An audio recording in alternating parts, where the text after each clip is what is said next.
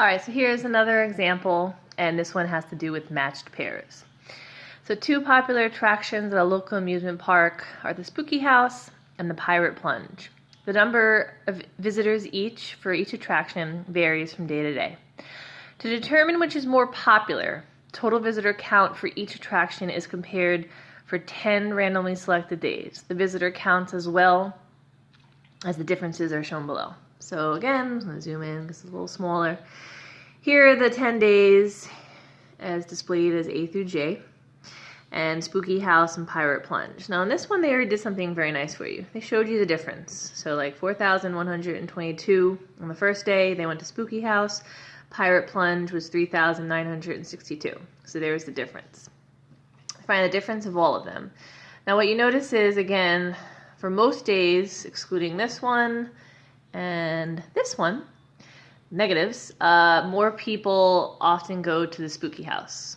Okay, so that gets us thinking. I mean, besides the fact that they actually kind of push us towards the question. Does the data provide convincing evidence that on average the Spooky House is more popular than the Pirate Plunge? All right, now before we do this question, I want to point out why it's in fact the matched pairs, because a lot of people may think, okay, well this is two separate samples, the Spooky House versus the Pirate Plunge.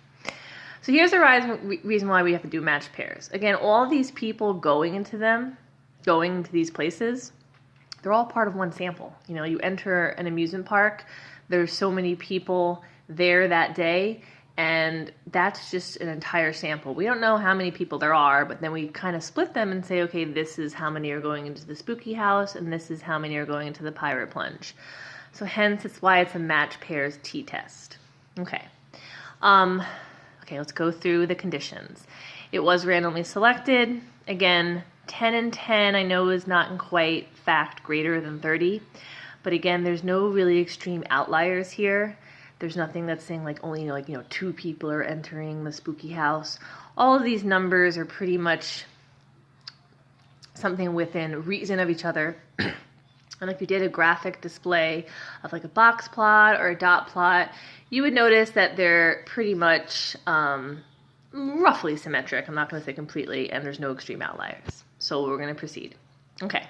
The alternative hypothesis is saying that the average amount of the people who go into the Spooky House is equal to the average amount of the people that go into the Pirate Plunge. So there's like no difference, even though we see here that like it seems more people are going into the Spooky House, but there's no difference. And then also the fact that they just did 10 random days. I mean, there's 365 days in the year, 366 on a leap year. How do we know those 10 days people just weren't looking more towards going into the Spooky House? Here's another way of also setting up the the null hypothesis, is saying that the difference is equal to 0. And the reason why I'm also going to show you that as set up, it's the same exact thing, that the difference, because they calculated the differences for you, there's no difference. It's equal to 0. And remember, 0 is saying nothing's the difference or anything like that. It's all the same. Now, the alternative is, you did have to read this. They're saying the Spooky House is more popular. So the alternative is saying the average amount of people who go into the Spooky House is greater than the average amount of people who go on the Pirate Plunge. Again, if you're using this null hypothesis, here's how you'd set up the alternative.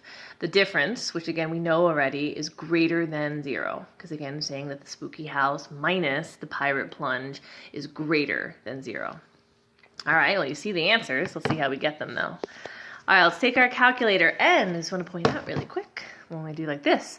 The other ones we were given statistics. We don't really have statistics here. We don't know averages. We don't know standard deviations or anything like that. But we do, and this is why we're doing a match pairs, we know specifically out of the 10 random days, A through J, what the difference is, Spooky House minus Pirate Plunge. So what am I going to do? I'm going to put all that number into a list.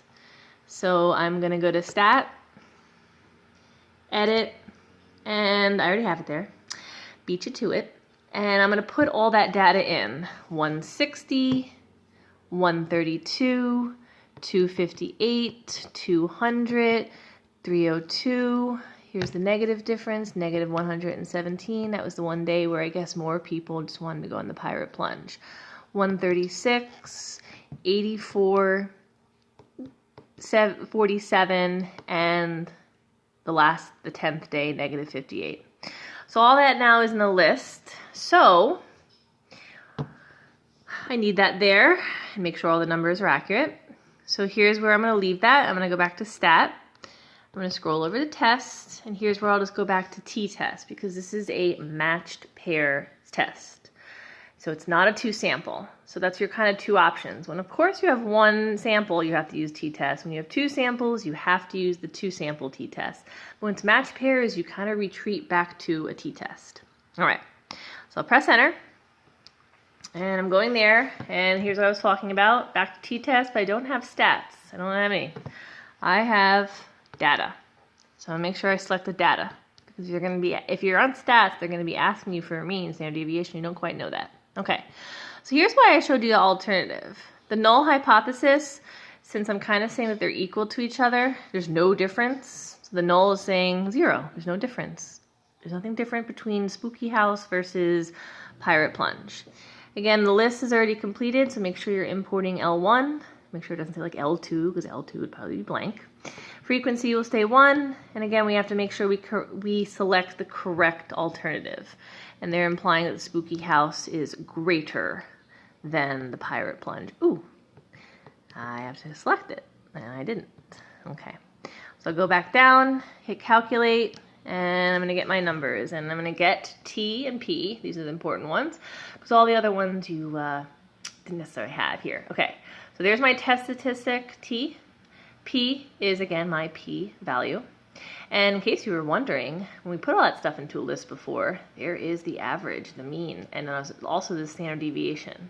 And of course, N was 10. The 10 random days they selected this. So if you wanted to use those stats, you'd get the same exact answer.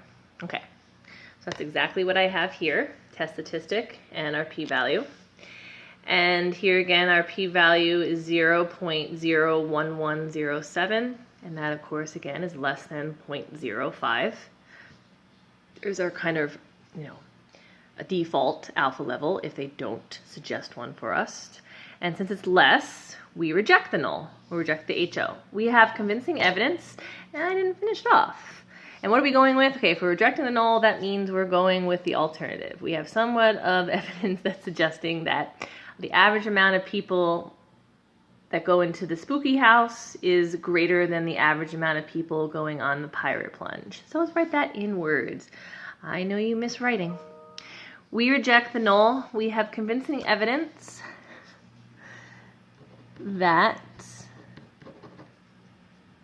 the average of the Spooky House is greater than the average of Pirate Plunge. And yeah, I'm not writing the words. I'm sorry. I know you'd probably say, why not? If we have to, you do too, but I don't want this video to go any longer. But anyways, guys, hope you're well. And if you watch these videos, I'm going to try to do a WebEx, I believe on Wednesday. I'm going to make an announcement on it, and I hope you guys are healthy, and so are your families, and talk to you soon.